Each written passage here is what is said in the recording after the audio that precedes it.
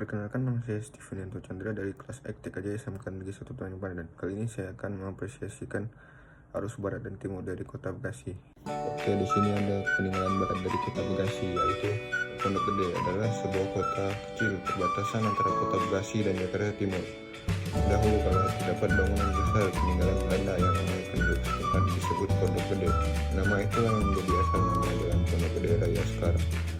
Menurut sejarah, gedung Pondok Gede dibangun oleh Pendeta Johannes Hoenemann sekitar 1775. Bentuk gedung ini sangat panjang dengan atap yang sangat besar. Lantai 1 dibangun dalam gaya Indonesia terbuka dengan serambi pada ketiga sisinya terbelah. Sementara bagian depan yang bertingkat 2 dibangun dengan gaya tertutup Belanda. Rumah kombinasi dua gaya ini dulu sangat lazim pada dua rumah jual tanah. Menurut Adolf Tolkien dalam bukunya Tempat-tempat Bersejarah di Jakarta, interior rumah ini pernah menunjukkan cita rasa tinggi. Restoran terdapat pada beberapa ruangan dan serambi ditambah perhiasan pada pintu dan kusai jendela. Di tanah ini terdapat makam Lender Miro yang berwarna 1800 di tanah Pondok Gede. Miro adalah seorang Yahudi di Polandia yang kaya raya. Sebelum Pondok Gede dirobohkan, batu nisan Miro masih terlihat, namun kemudian ikut menjadi korban vandalisme. Sebenarnya Pondok Gede hendak dipugar oleh Dinas Museum dan Sejarah DKI Jakarta. Survei arkeologi pernah dilaksanakan pada Januari 1988. Dari survei itu diketahui bahwa luas tanah mencapai 325 hektar. Semula merupakan perkebunan sereh. Setelah berpindah ke tangan CV Adel, beralih menjadi perkebunan karet pada 1946, berpindah tangan lagi ke Neve Pagorado dan pada 1916 dibeli oleh TNI AU. Menurut laporan survei tersebut, Pondok Gede mulai dikunjungi wisatawan mancanegara terutama dari Australia dan Belanda. Sampai 1992 bangunan itu masih ada, namun tiba-tiba dibongkar untuk menghentikan sebuah gedung perkantoran modern. Padahal bangunan itu dilindungi oleh undang-undang hukum kekelolaan. Arus timur Kota Bekasi, di sini ada Kelenteng Ho Lai Kiong.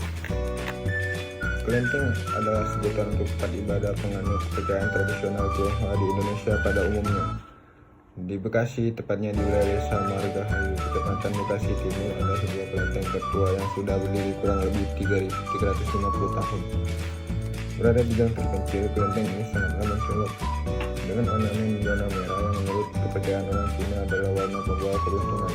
Tidak hanya digunakan sebagai tempat ibadah para penganut agama Tionghoa dan Konghucu, kelenteng ini juga sering dijadikan tempat wisata atau studi tur atau kunjungan. Ho Lai Kiong sendiri memiliki arti yakni istana yang mendatangkan rezeki. Oleh karenanya, kelenteng ini dipercaya oleh agama Tionghoa dan Konghucu sebagai tempat yang bisa mendatangkan rezeki bagi siapa saja yang berkunjung. Seperti halnya dengan penganut agama Islam yang selalu mengunjungi masjid setiap hari Jumat untuk menjalankan ibadah sholat. Kelenteng Ho Lai Kiong juga selalu ramai para pemuja agama dari berbagai wilayah secara rutin setiap tanggal 1 dan 15 sesuai kalender Cina. Namun menurut Asyik, kepala keamanan di Kelenteng Ho Lai Kiong, kelenteng ini tidak diketahui siapa pendirinya dan tidak ada data pengenalan dari pengurus terdahulu. Tiap 3 atau 4 tahun sekali, kelenteng ini selalu berganti kepengurusan dan pemiliknya diisi oleh para pengurus di kantor pusat yang berada tepat di sebelah kelenteng, yakni Yayasan Pancarana Tridharma Bekasi Wihara Buddha Dharma. Di kelenteng ini terdapat beberapa altar atau tempat pemohonan. Di masing-masing altar kita bisa memohon sesuai keinginan. Misalkan kita ingin mendapatkan jodoh, kita bisa mengunjungi altar Kuan Yin Prasad, dan setelah itu pemuja akan mengambil sebuah angka dan angka itu akan tertulis kapan kalian mendapatkan jodoh. Dan masih banyak lagi altar-altar lainnya. Altar dewa adalah Mantiang Siti. Di altar ini semua pemohon bisa dipanjatkan. Kelenteng ini juga menjadi tempat beberapa perayaan seperti perayaan tabur sial dan pukul beduk. Perayaan paling besar yang diadakan di sini biasanya Tahun Baru Imlek yang diakhiri dengan perayaan Cap Gome, yaitu perayaan akhir di Tahun Baru Imlek. Sarana persembahan ataupun perayaan, siapapun masih bisa masuk dan melihat kelenteng Ho Lai Kiong ini, asalkan tetap bisa menjaga sopan santun dan etika agar tidak mengganggu kekhusyuan para pemuja.